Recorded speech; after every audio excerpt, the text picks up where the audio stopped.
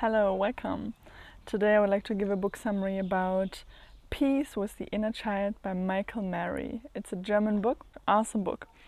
It talks about how we are still hurt, our inner child is still hurt, and we still react today in our adulthood with the belief systems of our inner child. Our inner child is nothing else than the emotions and the experiences that we had when we were children. When we were children, we were very depending on our parents, and world looked different than it looks now.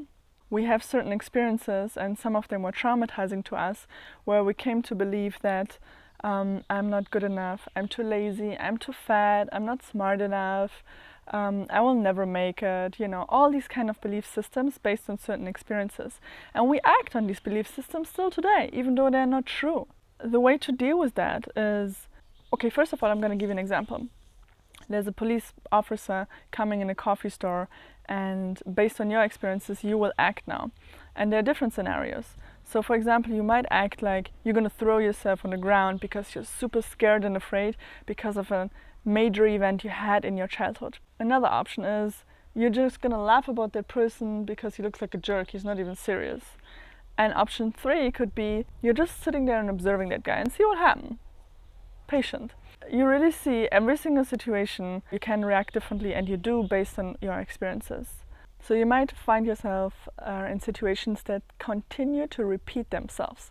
And that's the first step where you need to pay attention to. Recognize situations that come up again and again, meaning there's some unresolved issue. And then instead of just ignoring the little child inside of you, you must start to have a conversation with that to actually heal that process. And I'm going to show you how. So imagine a little child as being your emotions, and then there's your mind inside of you, which is the adult of today. And then there's the awareness, which is a wise old man just watching the scenario, the situation, and the conversation between the adult and the little child. So the little child might feel afraid in a situation like when the police officer comes inside and the adult says, "You're stupid to have that fear." There's no fear, So no empathy, no compassion, and no real nice talk with the child to calm it down. And that's what you need to start to do. So basically it teaches you how to start self-love and compassion. Have a dialogue, take the little child on your hand and show it, I'm there for you. And I'm taking you seriously. So exercise number 1 can be simply start to have positive new messages. Instead of just pushing the child away, let's say you want to get up in the morning early and you want to start your new habits and you're not making it, you're still slept in, and you might think, gosh, I'm such a stupid, lazy woman. Instead of saying that with a cold adult, why don't you be a more loving and compassionate adult towards you and say, okay, I know it's very difficult to get up, early. I know you're tired, but this new habit will really benefit you. So even though it's difficult, let's try to do it together. So have a good positive self-talk with the little child. That way the child will feel understood and heard and will not start to create these emotions anymore. Number 2 is take the fears of the child seriously. Their fears is something good to have to protect us from danger, but sometimes you might realize your fears is not logical and not necessary. Play the worst case scenario out from your fear and see if it's actually really that bad. For example, you don't want to tell your boss that you want to cut time short at work and he should stop overloading you with new work and projects because you realize that you're actually really neglecting your family and it's really hurting you and it's not good for your relationship, on your life, on your health. So, but you're afraid, you have fear. Why? Because you're afraid you're going to lose your job. So play it out. What if you lose your job?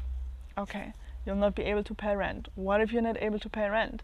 You're going to might lose the apartment, you're going to might be on the street. Okay, what then? Is this fear realistic, or is there other options like applying for other jobs, or if it takes some time, applying for some support money from the job center, or just finding the right timing and way to communicate with your boss is also an option. So there are different options, and if you start to name them, then you might see that my fear is actually not necessary, or there are options I can deal with that. But take it serious, play it out and take it serious, and don't just push it away. And then the last thing they say, you might see what unexpressed desires the inner child has. So start to ask your inner child, what do you want? What do you need? And maybe the child will say, okay, I want some fun time, I want some ice cream in the break. You might realize your unconscious desires inside of yourself is that you want to enjoy life. So why don't you do that? So listen to that child and just have a positive conversation and self-talk. I really enjoyed that book because it's so important and there's so much more to say, but I hope it could help you in some way.